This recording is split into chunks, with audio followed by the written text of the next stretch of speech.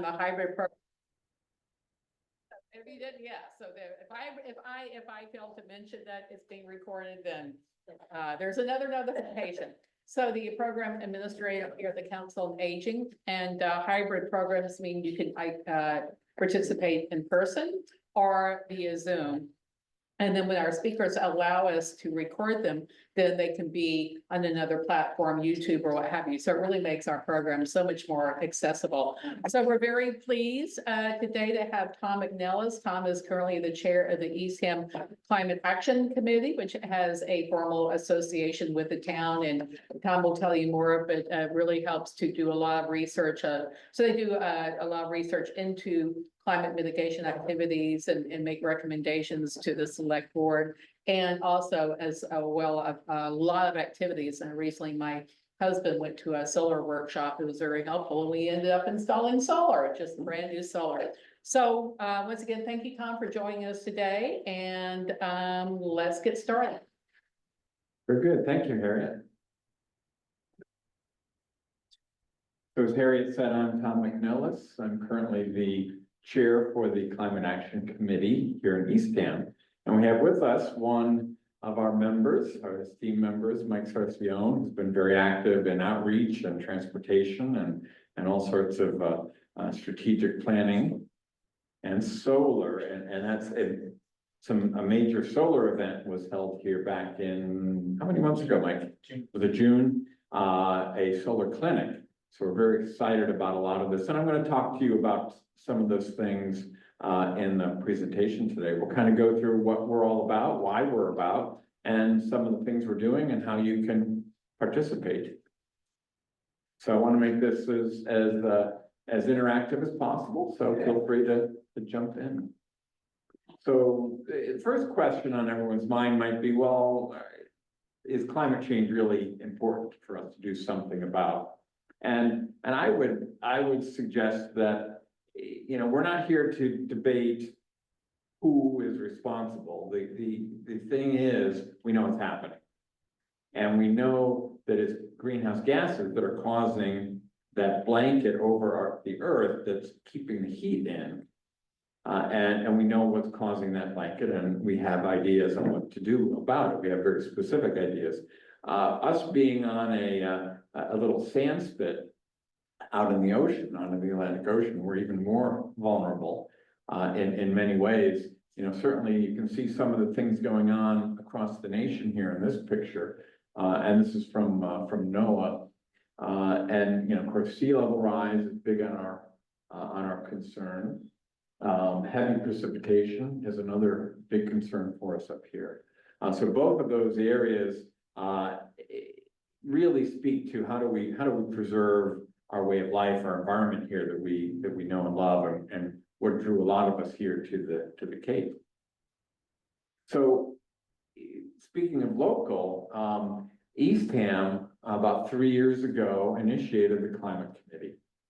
And the goals of the committee, the charge to the committee from the select board was to advise the town on what we should all be doing about climate change. Both how do we adapt to the things that we know are happening today and inevitably will be happening over the next 10, 20, 30 years. But also, how do we help move towards the containment and reduction and even elimination of fossil fuel greenhouse gases. Massachusetts is very active in this area. There are goals that have been set for the towns, and that's one of the things we're advising the town on. What should the town be doing to help reduce greenhouse gases? And a part of this is our outreach, which I'll talk a lot about today in terms of outreach to the community to help everyone understand what they can do, but how they can really save energy and save money, which is the flip side of the coin in terms of greenhouse gas reduction.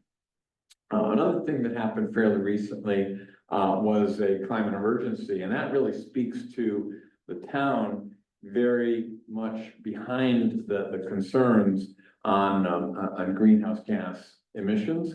This was passed at the 2022 town meeting. And this is the climate emergency declaration.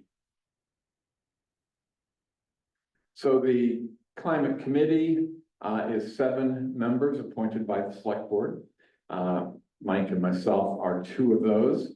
Harriet is another. So we're really excited to have a very strong and robust committee, but there's lots to be done. There's a lot of things. It's a very active committee. So we also have what we're kind of calling citizen volunteers, where other folks can come and help us. We're limited to 7 by the select board, but we have some great experts who are helping us outreach to the community. Gary is very active in the business community. Jack is very active in terms of analysis and economics. They help on different working groups, and then they come to our meetings as well with us to help plan events and figure out what we should do next. So we're always looking for folks that are are interested in joining us in doing that. The outreach to the community is a big part of what we're doing.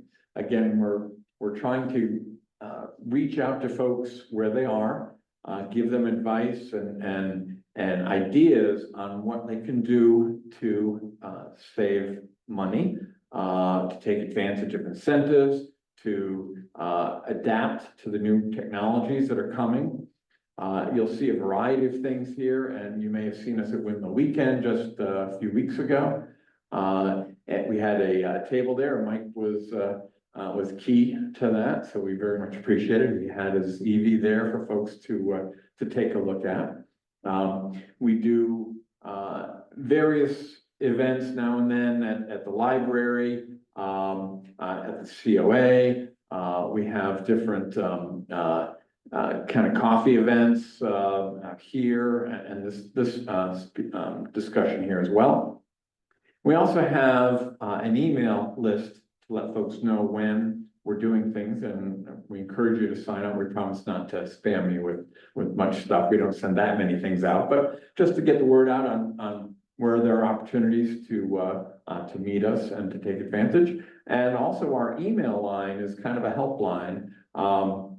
We help people who are trying to understand solar, trying to understand options for installing solar, trying to understand heat pumps, understand EVs. So those are kind of the key cornerstone things that are going on that people are asking about.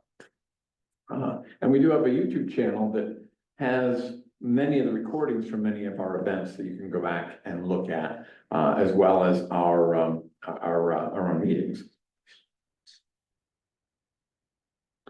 Okay, so the Climate Action Committee establishes our own goals each year for things that we want to get done. Our 2024 goals you'll see up here on the screen. The first one I'll talk a little bit more about in a moment, the Climate Action Plan.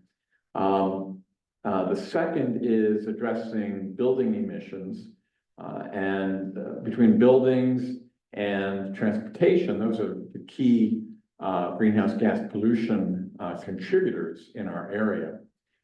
So what's called net zero emissions is when a building is very energy efficient, so it's not using a lot of energy, but the energy that it uses is renewable energy. It is not fossil fuel based, and the building is using renewable energy such as solar to offset any of the energy that it is using.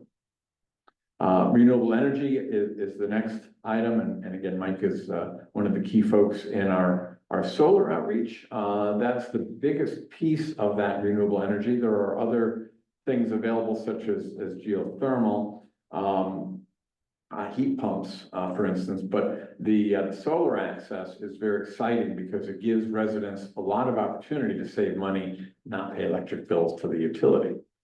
And then that leads us to the fourth one, which is transportation. Again, a big part of getting the economy and our use of energy, getting it into the greener side is transportation. So we'll talk about that in a moment as well. We're very excited that the strategic plan this year for Eastham is incorporating a lot of these goals. And the two words there, adaptation and mitigation, you'll see a couple times. Let me explain what those are. Adaptation is the adapting of our infrastructures to protect from climate change, such as sea level rise. The mitigation side is the reduction of greenhouse gases, again, so that we're reducing the contributing increase of greenhouse gases and temperature.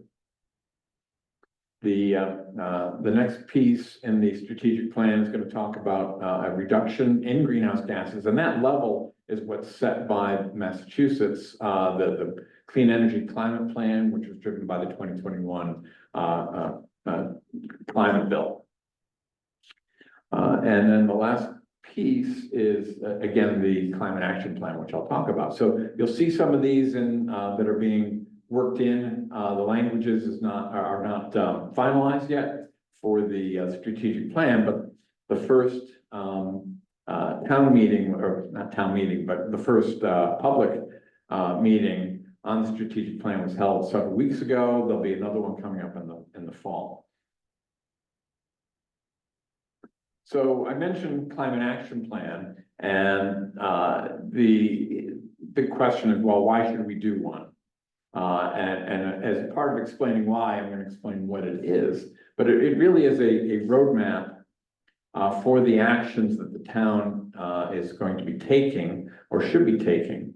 It's looking at putting climate action purposefully included in the town plans. And that includes projects and budgeting and capital and grants, things that we should be looking for to implement these plans. Not everything can be done all at once in any one year. So what we do is we'll prioritize the benefits and importance of the different actions that can be taken, and make that against the availability of funding or funding that we should be going to look for to make those happen. There are a number of town plans. The town has done a lot of work in the past 10 years in looking at hazard mitigation and vulnerability analysis. Again, low-lying roads, shoreline erosion, all those sort of things. And all that will be brought in. That's the adaptation piece. That'll be brought into the climate plan as well, leveraging that great work that's been done, and helping to kind of prioritize and budget those across all the different plans. Next piece is the capital project. So the North Eastham Town Center is a big part of that in terms of the next big project that Eastham is doing. And what we'd like to see, and what we've been talking to the town about, is ways to plan that community out, that center out, to minimize the amount of energy usage and make it a green center. It starts with very simple things like which way are you orienting your buildings. It just kills me every time I go by the new high school, and that big roof, that big flat roof that is over I guess it's the auditorium, is facing the wrong way. It's facing north. If that was only facing south, we could have gotten a huge amount of solar panels on it. So again, it's thoughtful planning is what we're aiming for on a lot of these. I mentioned grant opportunities. There's a lot of money here. We're not looking to put the burden on the town residents. We want to tap into those sources of money from the state and federal sources. Okay, this slide and the one after that are a little bit busy, but I just want to point out that a key part of what we're doing in the climate action plan is establishing a basis for how we're proceeding. And the greenhouse gas inventory is one area. We were funded by the Cape Cod Commission, and they brought in a consultant to do that work. And you'll see in that slide a breakdown of what we have currently in terms of greenhouse gas pollution in the town. As I mentioned, what's called stationary energy, which is building energy usage, which is mostly heating of the building and the hot water or the cooling. That makes up 46% of our greenhouse gas pollution in town. The other, by coincidence, 46% is transportation. And we broke that down into on-road and off-road. So those are the two main areas that we're focused on. There's also the grid. Yes, yes, yeah. Okay. Yeah, as Mike's pointing out, a part of what is happening here is that the buildings are using electricity, and there's different ways to account for the fossil fuel burning of our current electric grid. The electric grid today is only about half renewable. That will improve over time. And you'll see in some breakdowns that the electricity use is carried out in a separate category. For our purposes here, the way they did it was they included it in those numbers. All right, on the right-hand side is the climate survey. Many of you may have participated in that, and we're currently going through the analysis of the survey, but it's really the voice of the community that we're looking at here. And a significant number of folks, as you can see, have said significant changes are needed so that we avoid major problems due to climate change. So that's an important finding, and obviously all of what is done in town is really needs to be in sync with the voice of the community. So what the Climate Action Plan is doing, again, a bit of a busy slide, but I'm just going to show you a couple things here. The two areas, climate adaptation and climate mitigation. In each case, it's evaluating and looking at what's the art of the possible in terms of addressing those goals, prioritizing what is most important for our community, and again, with the voice of the community. So we'll be doing outreach to the town, to the businesses, to the part-time residents, to the full-time residents, to hopefully all age ranges, and try to get a prioritization, and then we'll develop a plan to address them.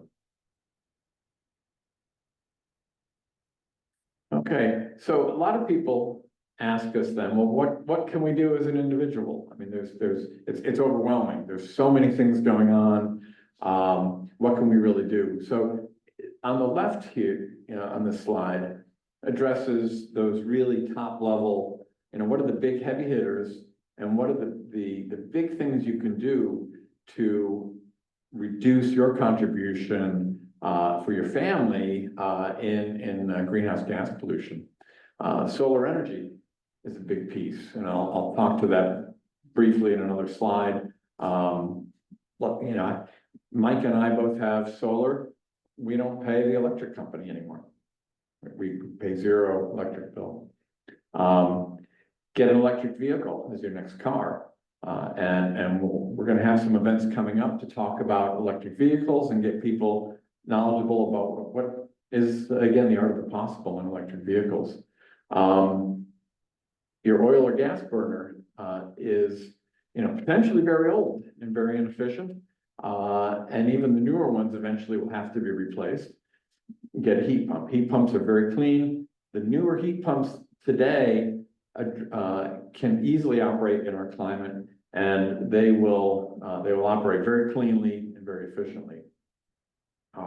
There's incentives on all those things on the left. There's also water heaters, your stove, your lawnmower. All those things right now can be replaced with electric appliances, and you'll get money back for it. There's also a really interesting list of things that you can do day to day.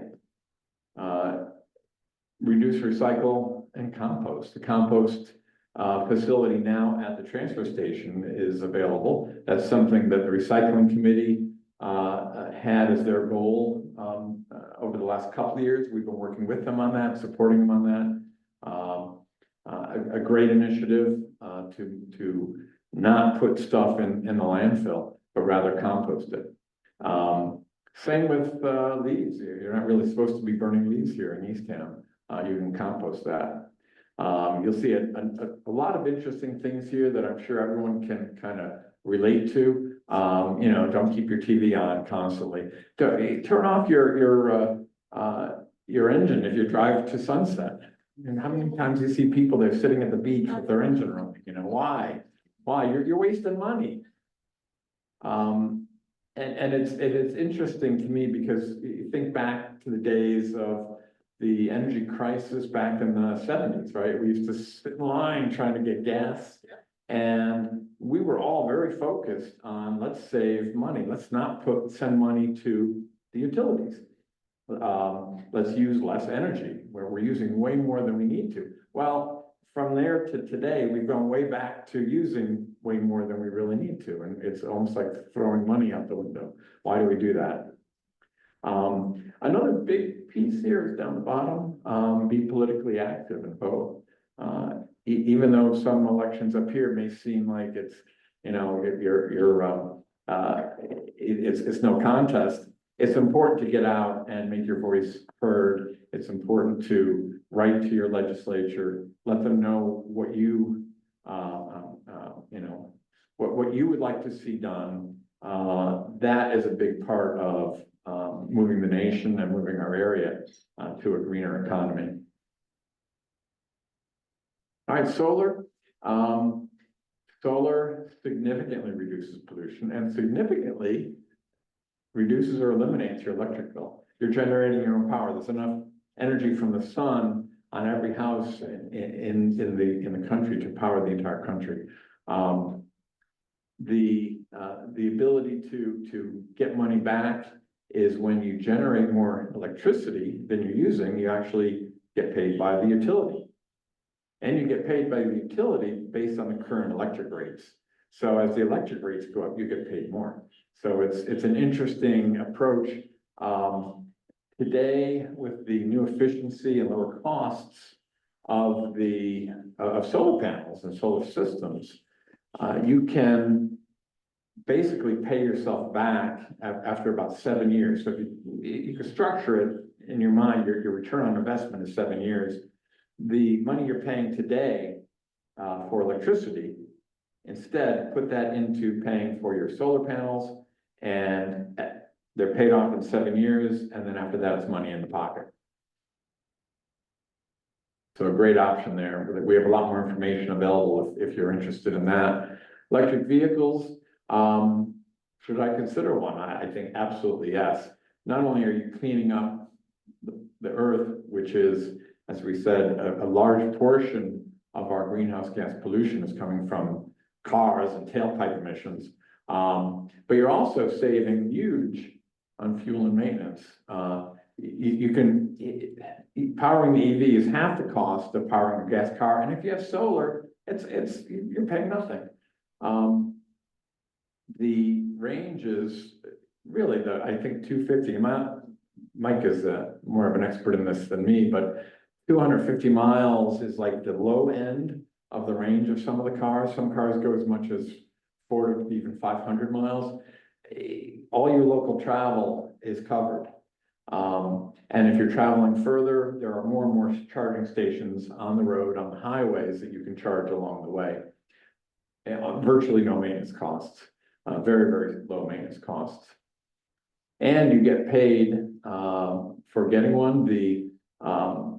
The tax credits are available either purchase or lease. And really interestingly, as Mike pointed out to me yesterday, there is a push on the federal tax credit qualification based on the domestic content of your car. If you buy a foreign car, foreign EV, you may not get the federal tax credit, but if you lease, you will. So very interesting. Home charger rebates. Eversource has a program that will pay $600 to $1,200 for installing an EV charger at your house. And in many cases, people are telling us that covers even more than the cost of the installation.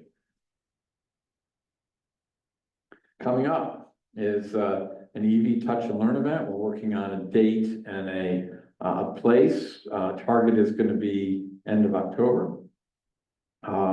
And this is going to be a really cool event because you'll get to talk to owners, variety of cars that Mike has lined up to have in the parking lot. You get to learn about the technology, learn about your options, learn about the rebates in much more depth than what we're doing today, and then go out and talk to the owners and get their experience in driving, in buying, driving, and maintaining. So that's going to be a great event.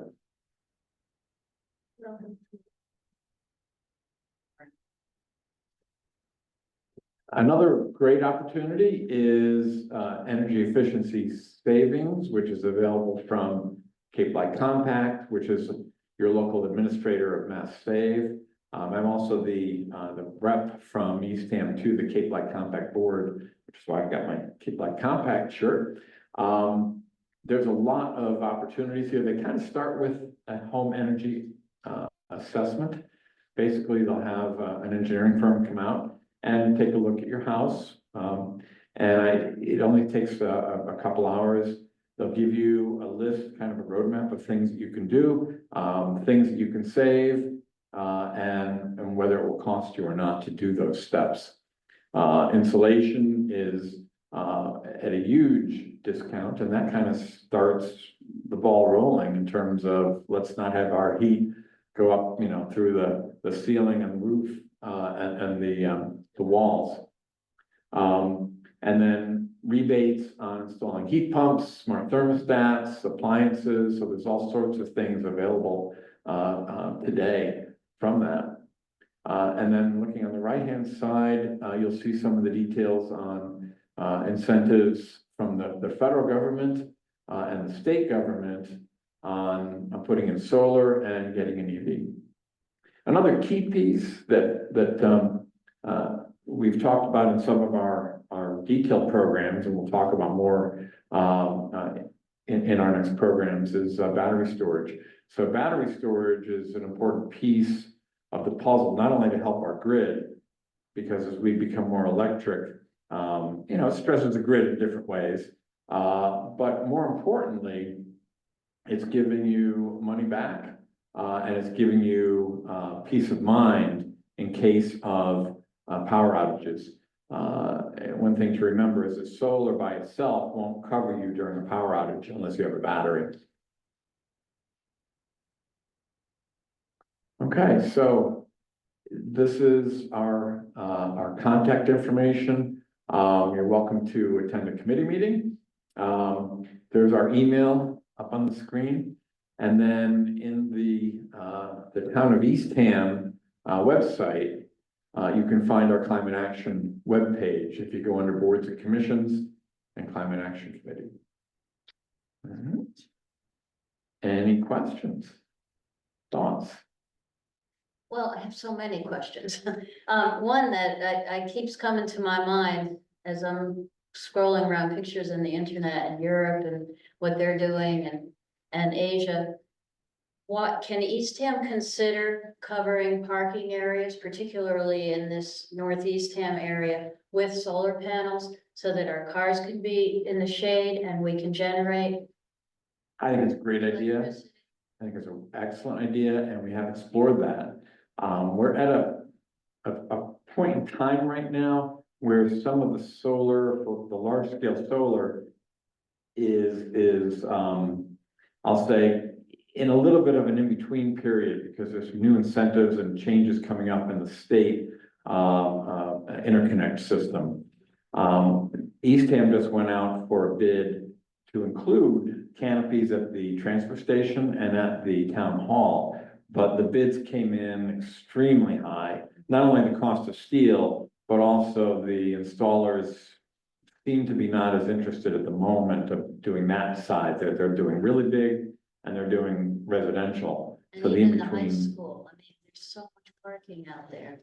Agreed. And the high school, the new high school was, the voice of the people said, we need to have green, green approach here for the town, for the high school, solar and other, other approaches. They kind of kicked, they kind of decided they would wait until the high school was built before they went the next step.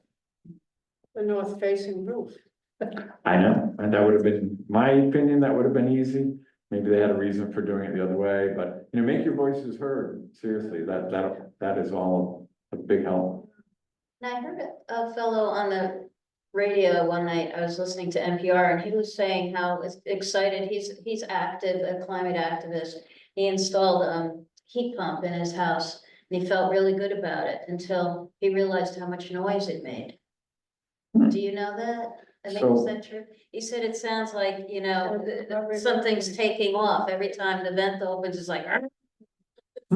So there are, I would say the outdoor units, the new outdoor units today are very quiet. Much quieter than a regular air conditioner outdoor unit. Indoor sound is based a little bit on how the air is distributed. And so again, being a consumer and understanding your options is important. If you put one big massive unit in a big, say, living room, you might get a lot of air coming out of that, but you might hear the air. Some people might be bothered, some might not. If you put smaller units around, or if you use a centralized system, you won't get much noise. So in fact, the easiest is if you already have central air, you can very easily put it in place and use your existing air ducts, and you won't hear anything more than what you hear today. Yeah, well, he was in California, so I don't know what this structure was, yeah. Other questions?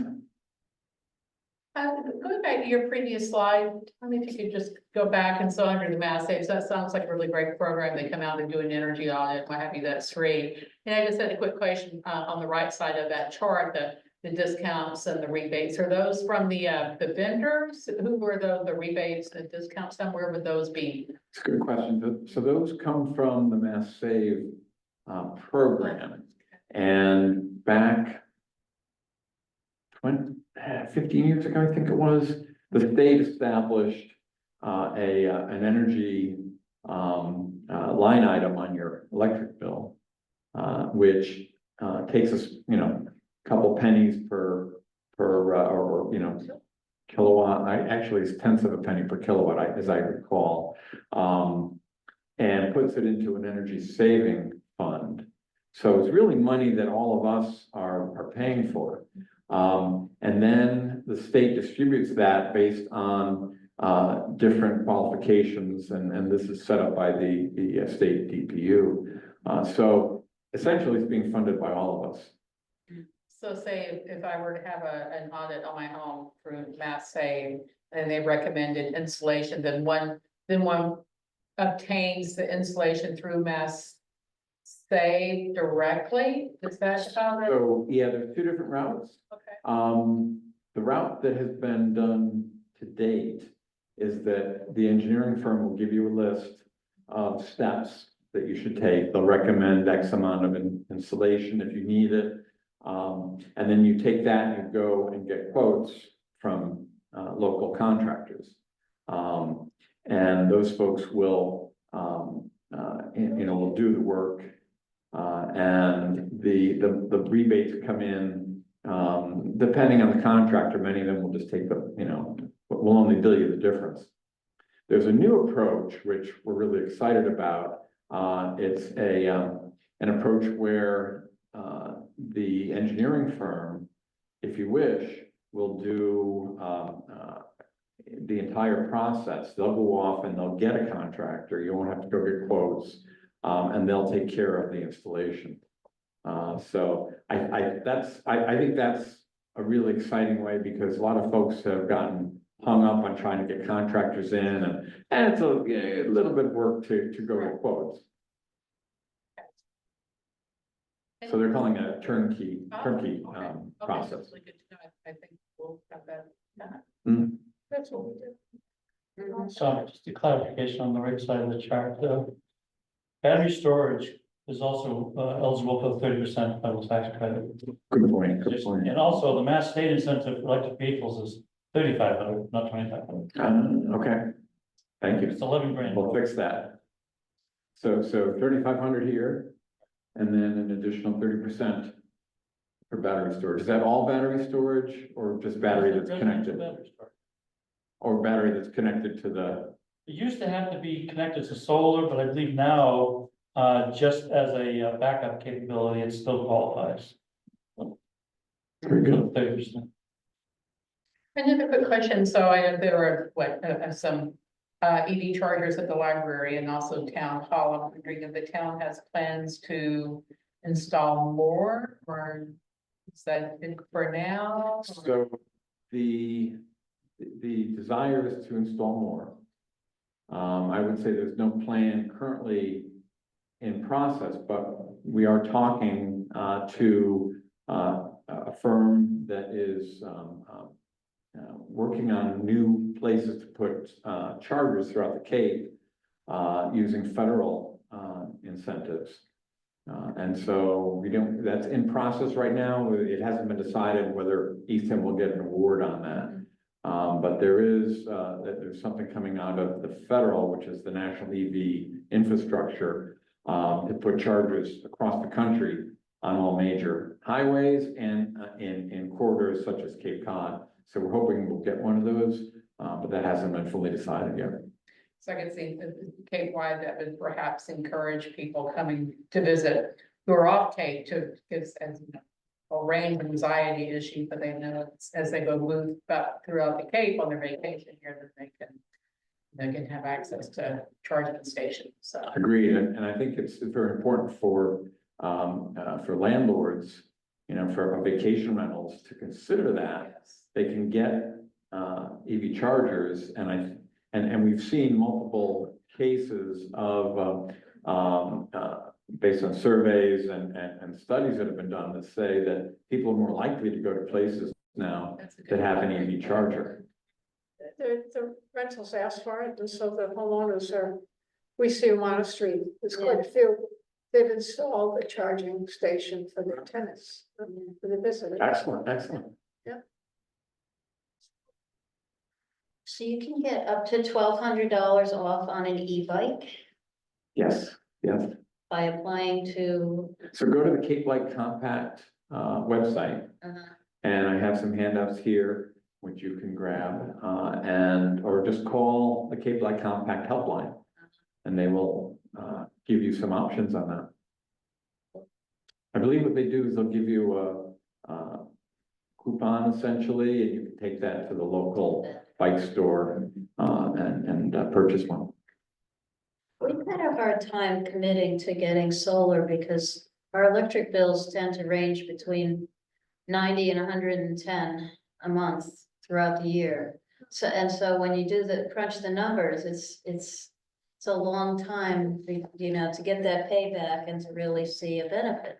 But Tom didn't discuss with that. For folks, first of all, that have canopy and or roof space in the wrong direction, and can't afford to install it on their own residences. There's community solar, so you can subscribe to a solar farm for a percentage of their So production you're doing and it. get a 10-15% discount on your electric bill without having solar on your house, and you're still supporting renewable energy. Yeah. And saving money. Yes. It won't cost anything to do that. Conservative, so we don't use a lot of electricity, so it hasn't, Well, we have a It- brand it- new it- gas yes. furnace too, Yeah. unfortunately, new. it's got 4 years. well, So when we bought the house, so, if we were more electric, yeah, But you would still save 10-15% off. of- regardless, Right, exactly. regardless. so that's a good way to go then. Okay. In my house, I save over $6,000 a year, and I've made my investment back in 6 years. Right. So I heat my house for free, I cool my house for free, Uh-huh. and I drive my electric vehicle for free. Cause I don't pay for electricity to power all that, That's cool. cause I make enough to cover it, So you don't have to and I worry. make enough to donate it to. You're donate to. retired, I hope. I am. Well, it's just, A quick question, it says some programs have income qualifications. Is there a residency and home ownership requirement? It depends on the incentive. In many cases, there's more incentive for income qualified.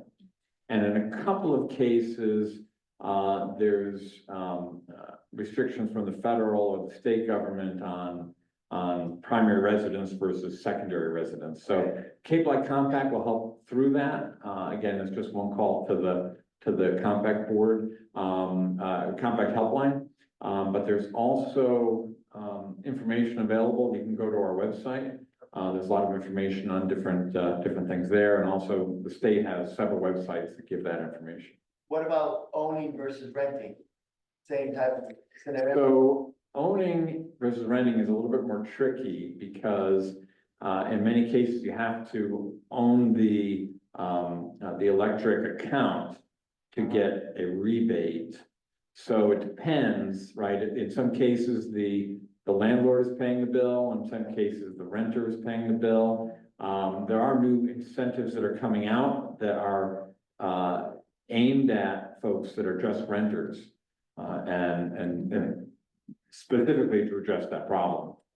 But like the e-bike, that was what caught my eye. It seems like it's $1,200 off the cost of the e-bike. So that doesn't even have any connection to No, ownership. right, exactly. Thank you. And clarification too, the 30% federal tax credit applies to both the primary and second residence. So if you have a vacation home, like some part-time folks have, that live in Eastham Mhm. during part of the year, they also qualify for the 50% federal tax credit. That's helpful. I wish I had that problem.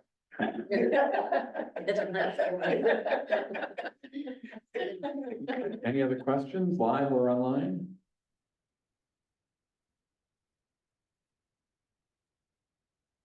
Okay, very good. Well, thank you for your time today, and we're very excited about this. Please reach out to us. We're happy to give more advice and info and watch for more programs from us.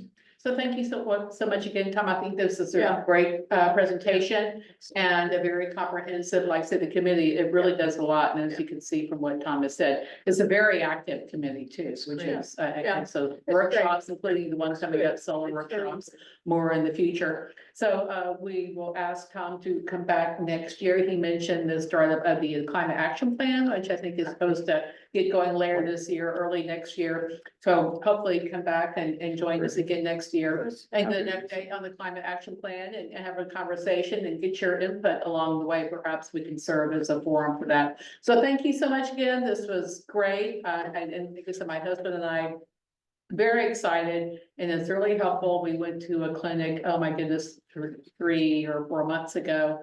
Answered a lot of questions because it can feel a little daunting. There's a lot to know, but they really clarified the process for us. And then we have some brand new baby solar panels on the roof, and we've been past our inspection, and so hopefully we'll get that going. So yeah, it was really helpful. So thank you so much again for joining us. And so we will have another Eastham Focus meeting in a month. We're going to have Paul Wag, the town planner, with us, and some other folks. And they're going to, one of the things Tom, I believe, mentioned, the tea time development. So they're going to give an update on that. So encourage you to come back and join us in October already. I can't believe I'm saying October is next month, but a month from now in November and in October, excuse me, on a Thursday for the next Eastham Focus speaker, which will be Paul Wag. All right. Thank you. Thank you so much. Thank you. Thank you.